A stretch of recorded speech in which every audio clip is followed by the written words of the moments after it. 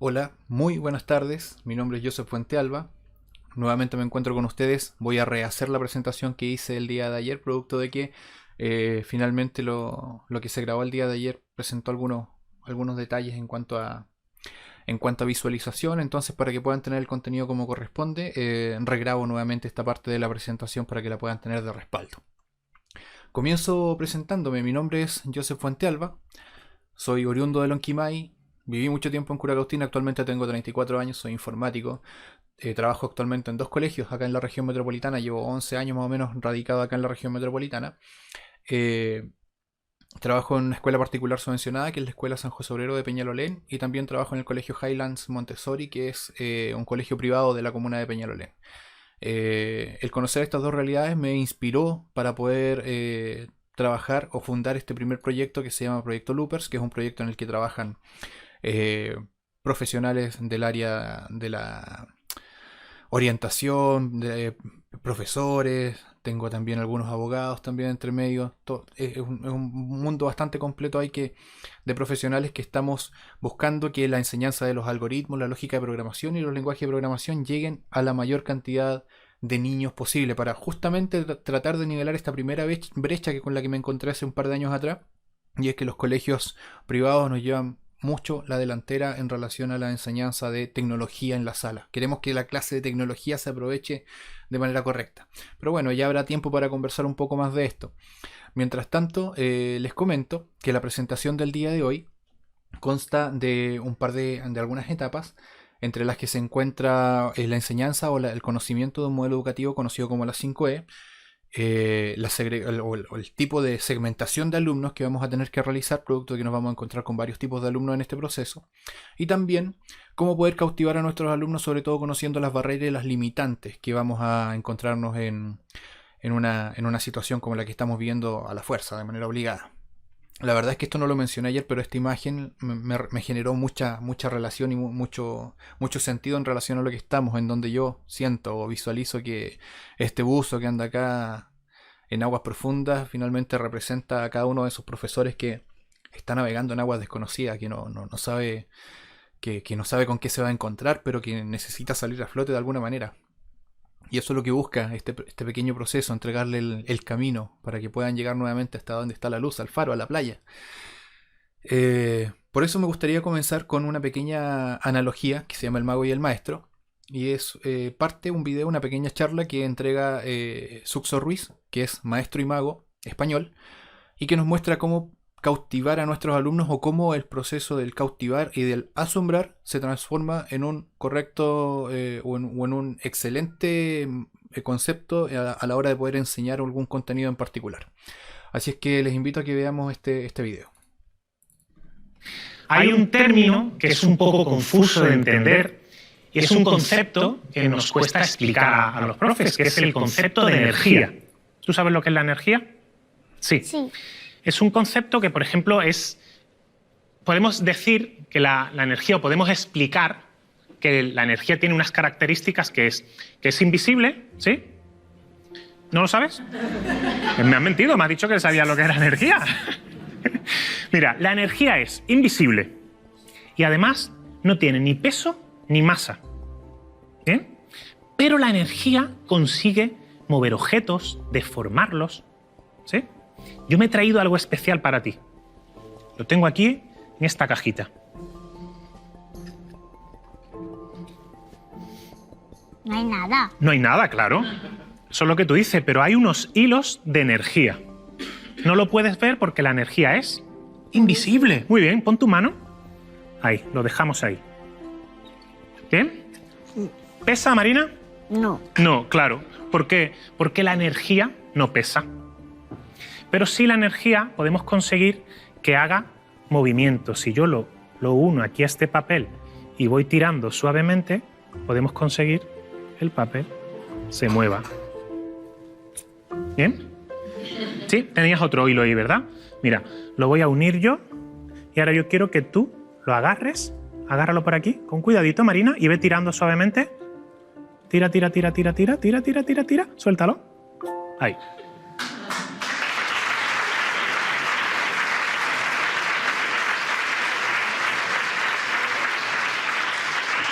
Esto está bonito, ¿verdad, Marina? Sí. Vale, pues esto es muy sencillo de aprender. ¿Tú lo quieres aprender? Sí. Sí, qué bien. Para hacer esta magia solamente hace falta tener ganas. ¿Tú tienes ganas? Sí. Sí, y tener un papel, ¿vale? Un papel que está doblado de una forma especial y que tiene un corte especial.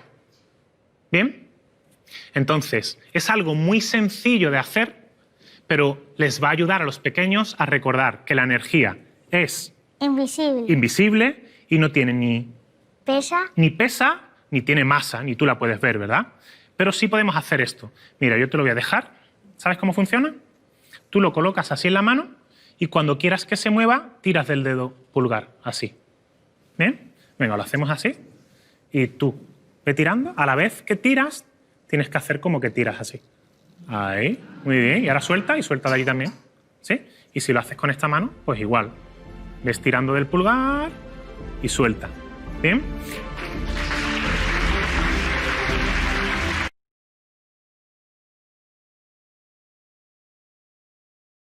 Ahora sí, al ver este video lo primero que podemos identificar es que trabajar frente a un niño, lógicamente que nos entrega mayor cantidad de características y posibilidades a la hora de sorprenderlo. Pero en este mundo digital, ¿cómo podemos efectivamente sorprender a un niño? Y nos vamos a encontrar con una serie de barreras que nos van a dificultar este objetivo. El primero o la primera de estas barreras es que nos vamos a encontrar con los nativos digitales. Les comentaba que a mí no me gusta mucho este concepto de nativo digital, que se habla casi como que el niño nace con un chip integrado que le permite manejar rápidamente cualquier tipo de dispositivo tecnológico. La verdad de las cosas es que esto no es necesariamente así, sino que son una serie de factores los que influyen a la hora del aprendizaje de la tecnología. Por ejemplo, uno de ellos es que las aplicaciones actuales en los sistemas operativos, por ejemplo, Android, iOS, eh, estoy hablando de dispositivos móviles, están diseñados para poder ser trabajados por personas con coeficiente intelectual de 20 o más.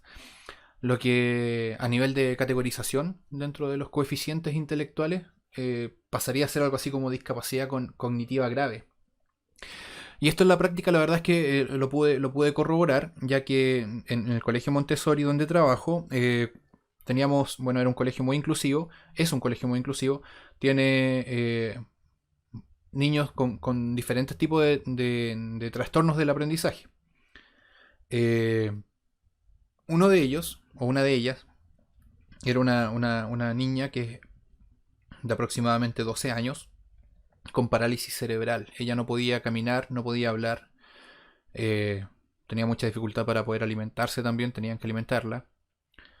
Sin embargo, una de las interacciones que podía realizar con mayor facilidad era esta que tenía relación con la interacción con dispositivos móviles, con un tablet, un iPad, por ejemplo. En donde ella sí era capaz de identificar, por ejemplo, el icono del juego que ella quería jugar o de YouTube, por ejemplo, en caso de que ella quisiera escuchar alguna canción. Eso sí lo podía hacer. Tenía desarrollada cierta motricidad un poco más fina que le permitía poder generar ese tipo de interacciones con el tablet.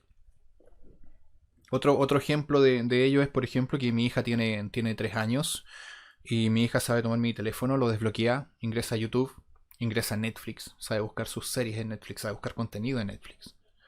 Le gusta ver La Guardia del León, Shrek, y sabe cómo llegar a ellos. Es impresionante desde el punto de vista que nadie le enseñó.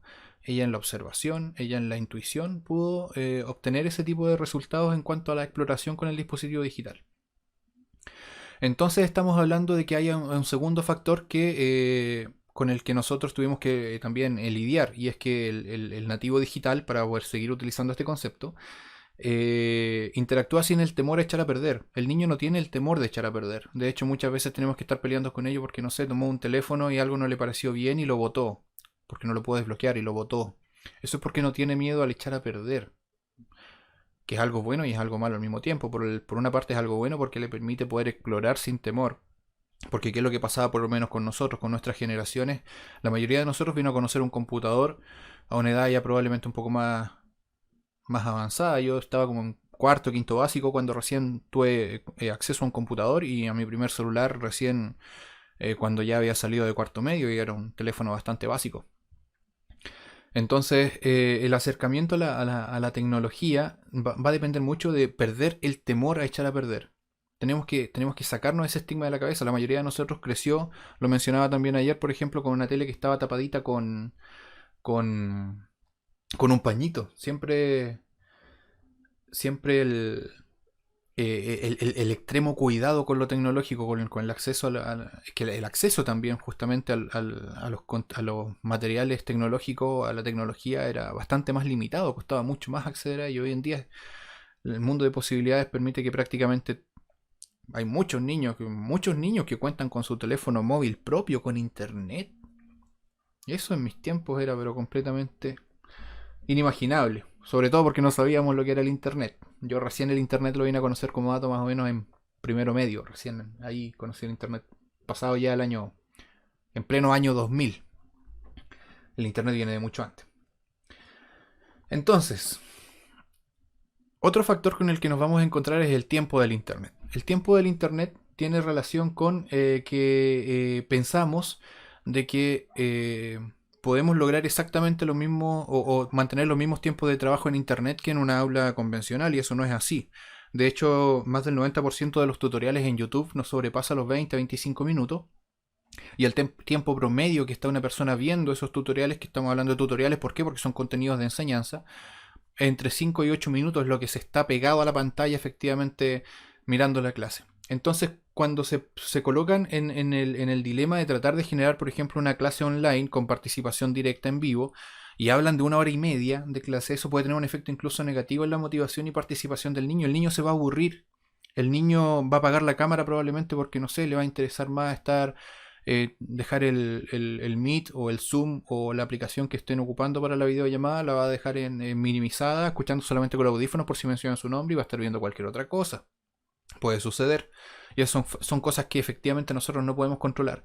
Para que se hagan una idea de cómo transcurre el tiempo en Internet, y para que no vean que estoy exagerando, ustedes pueden hacer el ejercicio de que si ustedes, por ejemplo, están en Facebook y encuentran un video que les llamó la atención, sea del contenido que sea, el video puede durar 4 minutos, y al minuto y medio, cercano a los 2 minutos, ¡pum! Va a Facebook y nos coloca una publicidad. Muchas veces esa publicidad se nos hace interminable, incluso puede hacer de que nosotros dejemos de ver el video y continuemos revisando otras cosas, porque nos apareció esa publicidad. Lo que no nos hemos detenido a observar es que esa publicidad dura entre 6 y 12 segundos. Solamente entre 6 y 12 segundos, que se hacen eternos cuando uno está viendo algo que es de su interés, pero te colocan algo que no te llama la atención.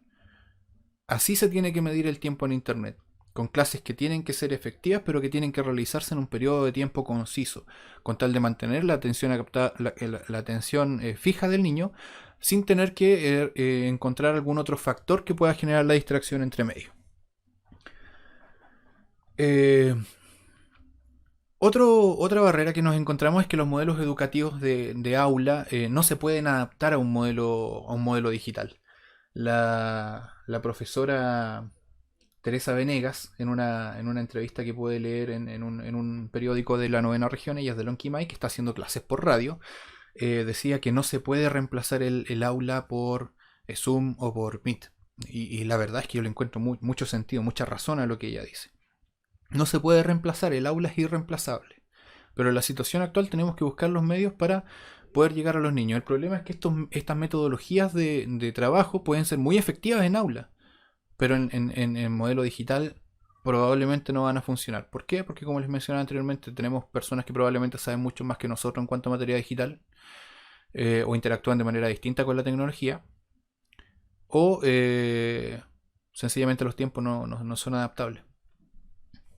Digamos que tratar de implementar un modelo de aula en un ambiente virtual es como tratar de jugar ping-pong con un huevo. Claro, podemos tomar un huevo, se parece en cuanto a tamaño y forma a una pelota de ping-pong, pero créanme que no va a resistir el primer golpe de la paleta. Y otro factor también que nos juega en contra es el ambiente. Esta ficha yo la quise dejar en blanco, y no es que ustedes tengan problemas de visualización, sino que sencillamente acá hay un montón de factores que nos van a jugar en contra. Tenemos que pensar de que van a encontrarse con niños que están en situación de vulnerabilidad social, que probablemente están sufriendo algún tipo de maltrato psicológico, físico, violencia intrafamiliar, consumo de drogas, consumo de alcohol, no sé, cualquier otro tipo de abuso sexual, por ejemplo, que pueda haber, estar sometido al niño. O sea, el niño durante este tiempo ha estado encerrado, viviendo con su agresor en el mismo domicilio. Muchos niños están viviendo esa realidad hoy en día. Y ese es un factor, pero preponderante a la hora de poder identificar cuál, cuál puede ser la mayor barrera que podemos identificar, y la que más nos va a costar poder sobrepasar es esta. La que no tenemos estadística, probablemente la que no tenemos conocimiento. Entonces, ante esa situación, es que analizando todos estos cuatro factores, se ha elaborado este modelo o se ha tratado de tomar este modelo de la 5E para poder implementarlo en las aulas virtuales. El modelo de la 5E es un modelo constructivista, tal como dice ahí en la presentación, que ayuda a los estudiantes a crear su propia comprensión a partir de las experiencias e ideas nuevas. Fue desarrollado aproximadamente para los años 70 por el Biological Science Curriculum Study y adoptado por la NASA para sus programas de estudio, porque la verdad es que funciona bastante bien cuando se trata de aplicar una metodología a distancia o semipresencial al menos. Este modelo de la 5E, valga la redundancia, es un ciclo que consta de 5 etapas, que cada una comienza con una E y las vamos a ir identificando poco a poco. Por una parte, tenemos la fase 1, que es enganchar, despertar el interés del estudiante e involucrarlos en la lección. Técnicamente ustedes podrían, por ejemplo, tomar un hecho histórico, como decir, por ejemplo, la batalla de Chacabuco, que fue el mismo ejemplo que di en la charla de ayer. Ustedes pueden hacer un símil con tal de capturar la atención del niño. Es decir, por ejemplo, ustedes han visto el Señor de los Anillos. Han visto esas batallas donde se enfrentan grandes cantidades de personas en un campo de batallas con lucha cuerpo a cuerpo. La verdad es que esas cosas también sucedieron en Chile. Aproximadamente hacia el año 1817, si mal no recuerdo. No soy profe de historia, le pido disculpas a los profes de historia si es que me equivoco en algún dato. Se generó un conflicto bélico al norte de la región metropolitana, lo que actualmente es la comuna de Colina. Se enfrentaron más de 6.000 personas en el campo de batalla y hubo más de 500 muertos. ¿Quiénes participaron ahí? ¿Quiénes lideraban cada uno de los batallones? ¿Por qué es tan importante que se haya dado esa batalla en la historia de nuestro país? Entonces uno va generando las preguntas que el niño le van haciendo, así como va generando relación. Primero porque probablemente ha visto las películas, entonces se puede imaginar en su mente inmediatamente la gran batalla que se puede haber generado en ese lugar. Y va a comenzar a investigar. Y eso nos va a llevar a la segunda etapa de nuestro modelo de la 5E, que es la etapa de la exploración. Motiva a los estudiantes y le da la oportunidad de construir su propia comprensión. El niño, como les decía, comienza a imaginar y en base a una guía o una orientación que le va a dar el profesor de asignatura, va a comenzar a investigar para ver, por ejemplo, quiénes lideraban un bando, quiénes lideraban al otro bando, en qué circunstancias se dio la batalla, cuántos militares eran de un lado, cuántos eran del otro lado, cuántas personas murieron. Toda esa información la van a poder ellos explorar buscando, ya sea en internet, ya sea buscando en su libro de historia, en alguna enciclopedia, diccionario. La verdad es que fuentes de información hay muchas. Lo importante es asegurar también de que el niño tenga acceso a esas fuentes de información. Por ejemplo, que si el contenido que estamos viendo debe estar en su libro de asignatura, que debería tenerlo en su casa. Ayer se comentaba también de que los libros de asignatura son muy buenos. Yo no mencioné ese punto, pero es verdad. Los libros de asignaturas están muy bien elaborados. Entonces, cuando hablamos de explorar, estamos hablando de eso, estamos hablando de generar la oportunidad de que el niño pueda ir generando conocimiento por su propio medio. Disculpen, me distraje un momentito. La tercera parte del modelo es la parte de la explicación. Cuando hablamos de la explicación, nuevamente volvemos al rol del profesor, que tiene que proporcionar al estudiante la oportunidad de descubrir el significado de su exploración. O sea, técnicamente va a entregar el contenido y el niño va a poder darse cuenta si efectivamente su exploración estaba en lo correcto o estaba en lo equivocado. Perdón.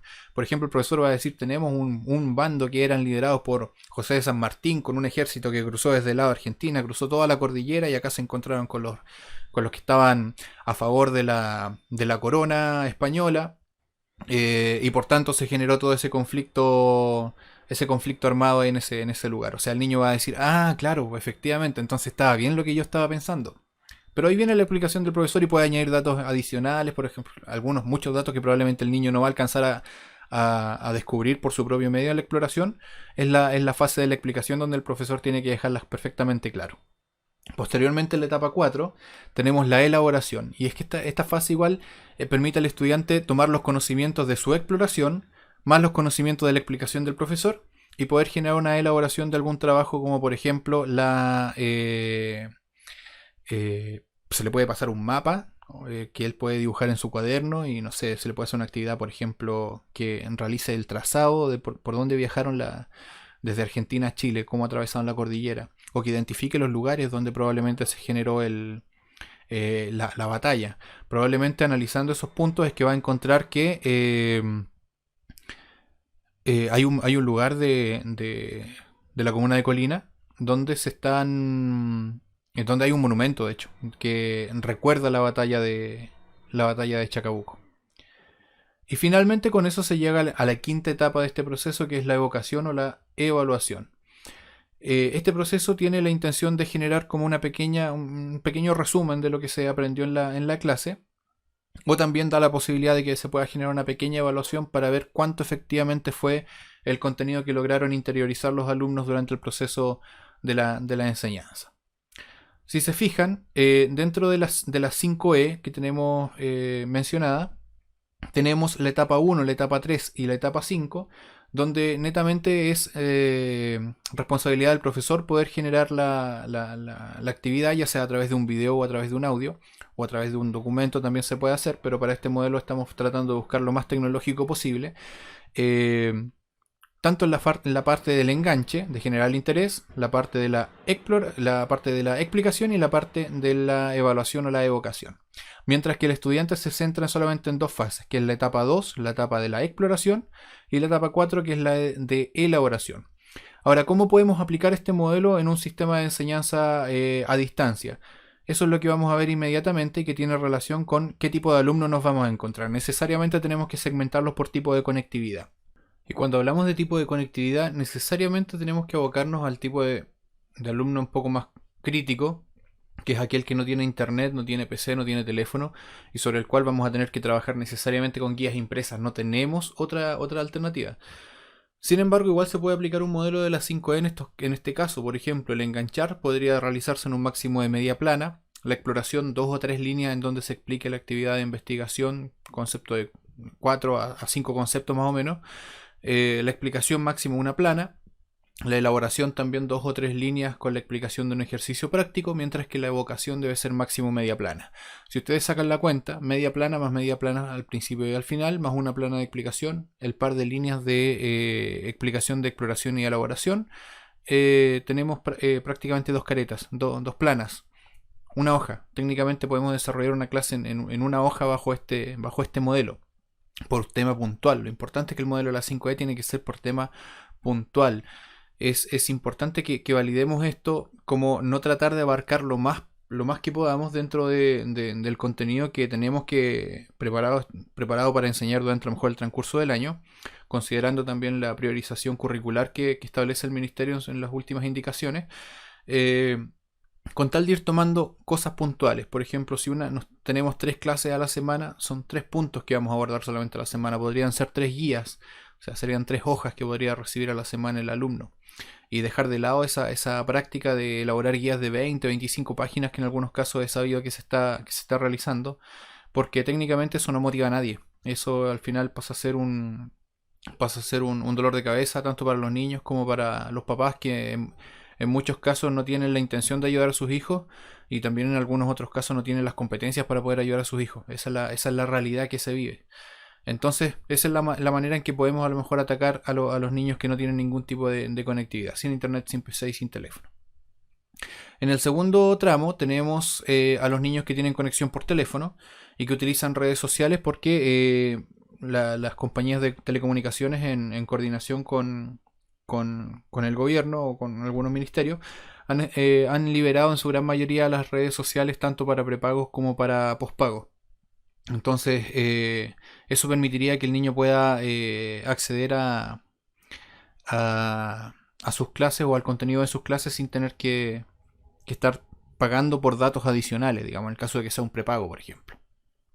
Según el modelo de la 5E podemos ocupar WhatsApp, en donde existe una diferencia entre grupo y difusión, porque en muchos casos se considera de que el grupo es como lo más fácil de usar. Tomamos un grupo de personas, los unimos a esta lista y todos los mensajes que se compartan de cualquier parte van a quedar dentro de un mismo tablón de mensajes.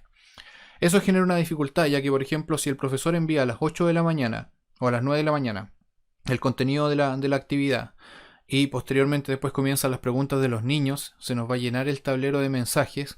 ¿Y eso qué significa? Que el niño que por ejemplo no tiene una conexión como instantánea a internet, pero puede tenerla, por ejemplo, no sé, si se mueve a un cerro, conocemos por noticias un montón de realidades en donde los niños se están acercando a otras partes donde tengan señal de internet. O sea, técnicamente también hay un concepto ahí de que está la intención del niño de parte de generar esta conexión. Y mientras nosotros más facilitemos la conexión, va a ser mucho mejor.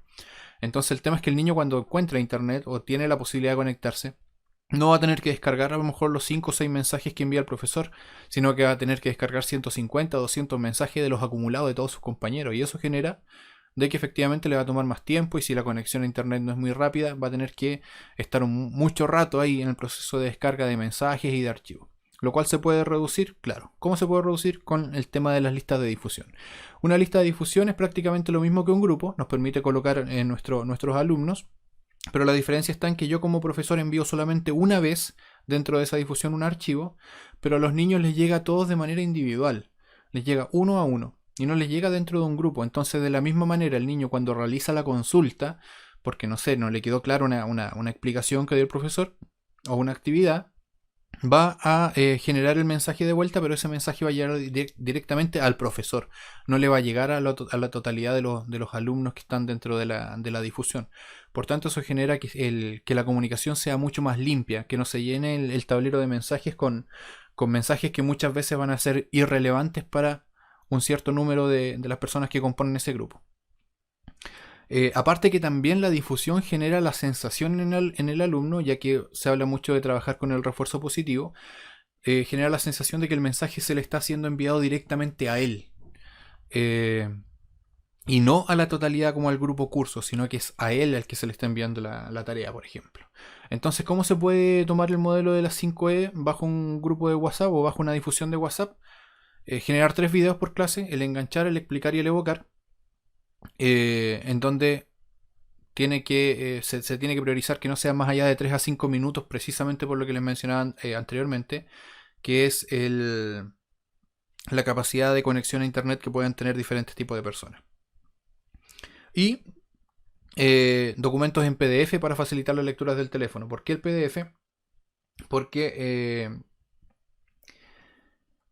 muchos teléfonos no tienen la posibilidad, por ejemplo, de poder visualizar un documento de Word. Tienen que tener una aplicación que sea un Office libre o el Word de Microsoft. Pero, sin embargo, si enviamos un PDF, los teléfonos bajo Android o bajo iOS necesariamente vienen con el aplicativo que les permite visualizar documentos en PDF, y por tanto con eso facilitamos también el acceso al contenido del alumno en su domicilio, y que no tenga el problema de que descargo el archivo y no lo puedo abrir. Serían más o menos como las recomendaciones que se podrían entregar para la aplicación del modelo de las 5E mediante conexión por WhatsApp, utilizando redes sociales libres.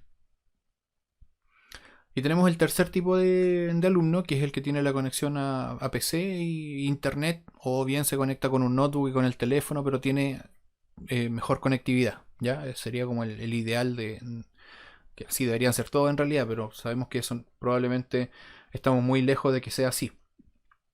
Para ese tipo de situaciones se recomienda, por lo menos yo estoy recomendando el uso de Google Classroom, herramienta gratuita disponible para cualquier persona que tenga una cuenta de Google. No es necesario que tenga una cuenta institucional. Es súper importante que se tenga en consideración eso. Google Classroom, ustedes cuando ingresan a Gmail van a encontrar después lo vamos a ver, pero en la parte superior, del costado derecho, van a encontrar 9 puntitos, y al presionar esos 9 puntitos se van a desplegar una cantidad de aplicaciones de Google, todas ellas gratuitas. Todas ellas gratuitas. Y entre ellas está Classroom, que nos permite generar una clase, poder subir material, poder incluso generar retroalimentaciones de manera automática al estudiante. incluso permite la programación de las publicaciones y sus visualizaciones. O sea, yo puedo dejar programado, por ejemplo, el día lunes, lo que quiero que se vaya apareciendo desde el día lunes hasta el día viernes de esta misma semana o incluso más adelante. ¿Ya? Esas son las ventajas que tienen. El tema del WhatsApp va a requerir que necesariamente vayamos eh, enviando los videos al momento en que se vayan necesitando. No podemos enviar toda la información en conjunto. O sea, por ejemplo, volviendo un poco atrás en el tema del WhatsApp, si yo a las 9 de la mañana mandé el video con el enganche, posteriormente, si dura 5 minutos, por poner un ejemplo, a las 9:05 voy a enviar la actividad, voy a dejar pasar 15 minutos para enviar el segundo video de la explicación, envío la actividad de elaboración y posteriormente en 15 minutos más voy a tener el envío de la evocación o la evaluación corta. Entonces, si lo calculamos en transcurso de tiempo, 15 minutos por cada actividad del estudiante más 15 minutos entre los 3 videos que pueda enviar el profesor son aproximadamente 45 minutos que, que se podría ejecutar la clase en ese periodo de tiempo y sin necesidad de tener que estar en un face to face, como en un cara a cara con el estudiante. Ese sería como el modelo a aplicar en Classroom. Como les decía, o sea, aquí sería exactamente lo mismo, pero la ventaja está en que se puede programar. Necesito que a tal hora se visualice esto, a tal hora se visualice esto, y todo de manera bastante automatizada en realidad. Finalmente, y para ir cerrando la presentación, pues les voy a mencionar algunas de las herramientas que nos permiten trabajar online. Google Classroom es una excelente herramienta, como les mencionaba. WhatsApp no está dentro de esa lista, pero por supuesto que también es muy buena para poder ser utilizada para entregar clases a distancia. Google Docs, para las personas que no tienen Office, por ejemplo, es una herramienta también gratuita de Google que nos permite generar documentos igual como si lo hiciéramos en Word, aplicando formatos e incluso teniendo la posibilidad de exportar directamente en PDF y descargarlo de nuestro computador para enviarlos por correo electrónico, por WhatsApp, por donde sea en realidad. Google Form permite generar evaluaciones de manera automatizada, encuestas también se pueden hacer directamente y los alumnos cuando las van contestando, todo eso se va almacenando dentro de un banco de respuestas. Es súper útil. Google Arte y Cultura es una herramienta que para los profesores de arte, por ejemplo, profesores de historia, que permite analizar pinturas en alta definición. Estamos hablando por ejemplo, en algunos casos, pinturas a los que se les puede ver el trazado del pincel, incluso la textura de la pintura. A ese nivel de detalle llega la definición de las obras de arte que se encuentran en Arte y Cultura de Google, también gratuita. Google Maps para trabajos de historia o geografía, tiene diferentes modos de uso con visualización de relieve, por ejemplo, modo mapa, modo satélite, entre otros. Movavi es una aplicación para la edición de videos en el computador. En caso de que trabajen con el computador, también existen muchas aplicaciones para edición de video en el celular. La verdad es que no las he utilizado, por tanto podríamos investigar un poco para celular, pero por el momento no les podría recomendar alguna que sea gratuita y que no tenga, por ejemplo, publicidades o la típica marca de agua que dejan algunos programas. Mientras que allá abajito Meet nos pregunta, ¿y yo? Yo la verdad es que Meet, la experiencia con Meet sinceramente ha sido relativamente buena, pero sin embargo está muy limitada a personas que tengan muy buenas condiciones de acceso a internet. Ya desafortunadamente, si un niño con suerte tiene conexión para poder descargar uno que otro documento, Meet no le va a funcionar y va a ser frustrante finalmente para él poder intentar acceder a una comunicación que finalmente no se va a dar, porque él no va a escuchar ni va a ver absolutamente nada y tampoco lo van a escuchar a él, porque tenemos que pensar de que Meet funciona por lo menos con 1 megabit por segundo de conexión fija y hay zonas rurales donde no se pasan los 250 o 500 kilobits por segundo. Esa es la realidad, se nos alcanza a llegar ni a la mitad de lo que requiere Meet. Así que bueno, para ir terminando les voy a presentar el tema del Classroom brevemente. Tal como les mencionaba, cuando ustedes ingresan, por ejemplo, a Google Chrome, probablemente se van a dar cuenta que siempre en esta esquinita superior derecha aparecen estos 9 puntitos que son las aplicaciones de Google. Cuando ustedes hacen clic ahí, van a encontrar muchas aplicaciones que las pueden mover con la rueda del mouse. Y si no tienen ruedita del mouse, aquí al lado tienen una pequeña barrita que también pueden desplazar haciendo clic sobre ella.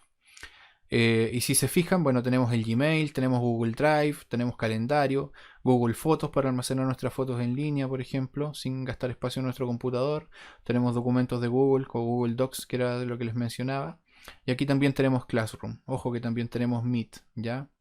Y todo esto es gratuito. Yo estoy aquí revisando con mi cuenta de Gmail sin ningún tipo de permiso o cuenta institucional. Cuando yo ingreso a Classroom, me va a cargar esta herramienta. Lógicamente, si no tengo la sesión iniciada previamente, va a pedir que inicie sesión, ¿ya? Yo acá generé el curso de herramientas tecnológicas, que es el que compartí con ustedes, y que si alguno de ustedes está viendo este video a posterior, este es el código que tienen que ingresar para añadir o para adherirse a la clase, ¿ya? Cuando ustedes están dentro de la visualización principal de Google Classroom, van a poder ver sus clases. Probablemente les va a aparecer un círculo donde dice que no tienen clases creadas. Para crear una clase, ustedes tienen que hacer clic en más, y tienen que hacer clic en crear una clase.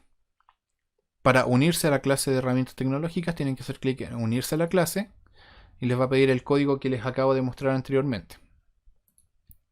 Cuando ustedes crean una clase nueva, aceptan las condiciones y les va a pedir que coloquen el nombre de la clase, la sección, el asunto y la sala. Siempre el nombre de la clase es el único dato que es obligatorio, ¿ya? Yo voy a colocar prueba 2. No lo voy a dejar sin sección, sin asunto y sin sala. Esto principalmente es cuando son instituciones de educación superior que tienen las salas numeradas, por ejemplo, cuando se hace un modelo semipresencial. Coloco crear, siempre tarda un poquito en actualizar esta página, va a quedar medianamente en blanco hasta que se recargue la página nuevamente con nuestra clase ya creada tal como lo estamos viendo aquí. Ustedes pueden personalizar seleccionando temas, ad hoc al contenido de la clase. Y tenemos una parte principal que es el tablón, en donde se pueden generar publicaciones, como por ejemplo saludos a los niños, algún video en YouTube que les resultó interesante como para que puedan reforzar la clase. Pero todas las actividades de clase se realizan acá en trabajo en clase, en donde ustedes pueden crear unidades o temas, tareas con cuestionarios, preguntas, materiales o reutilizar una publicación anterior. En el caso de tarea es cuando se trata de que ustedes crean una actividad. Le pueden asignar puntos, le pueden entregar fecha de entrega incluso. Le pueden asignar la unidad, a eso se refiere el tema. Y pueden asignar a los alumnos que quieren enviar la tarea. Cuando ustedes asignan una tarea, el niño después dentro de su perfil va a tener la posibilidad de ver la tarea y además incluir o añadir archivos adjuntos. En caso de que ustedes requieran, por ejemplo, de que la tarea sea un trabajo de investigación, el niño va a poder adjuntar los archivos ahí.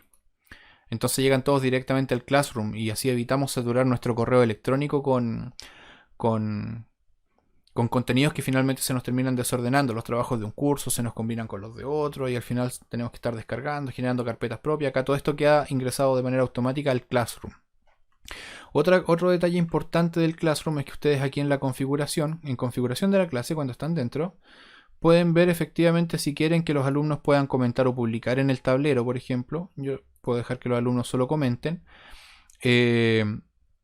Puedo mostrar los elementos eliminados para los profesores en caso de que quieran ver que se eliminó el tablero.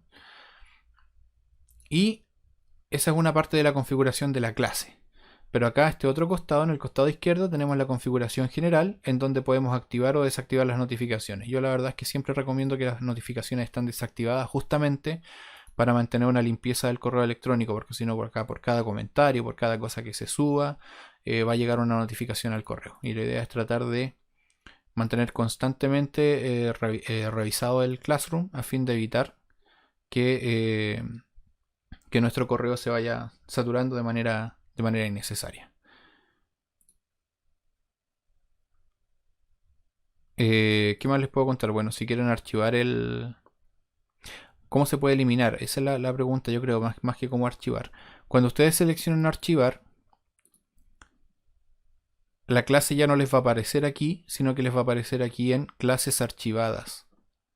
Y cuando están dentro de clases archivadas, que son clases no visibles para ningún alumno, ustedes ahí recién pueden restaurarla o eliminarla. Esa es la forma de eliminar una clase. ¿Ya? Y con eso después cuando vuelven a sus clases solamente les deberían aparecer las que tienen vigentes. Ok, con eso yo creo que estaríamos terminando esta parte de la presentación. Era lo que les había prometido, enviarle la información respecto de la presentación de la 5E, más el acceso a Classroom.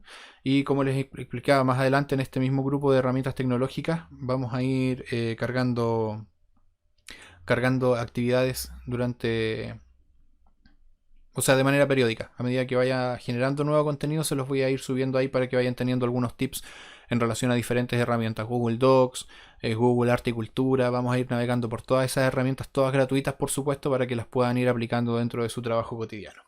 Así es que eso, les agradezco su tiempo nuevamente para los que vieron la presentación. Espero que sea de su ayuda, que puedan ir aplicando el contenido y que por supuesto reafirmo mi compromiso y la actitud que tengo de poder ayudarles. Así es que cualquier consulta que vaya surgiendo en este periodo de exploración inicial, pueden ir contando conmigo. Me pueden hablar a través de Classroom o a través de mi correo que lo están viendo en este momento en pantalla. Así es que eso, cuídense mucho. Un abrazo y por supuesto a quedarse en casa. Todavía tenemos mucho tiempo para estar en casa, así que aprovechémoslo. Que estén bien, chao.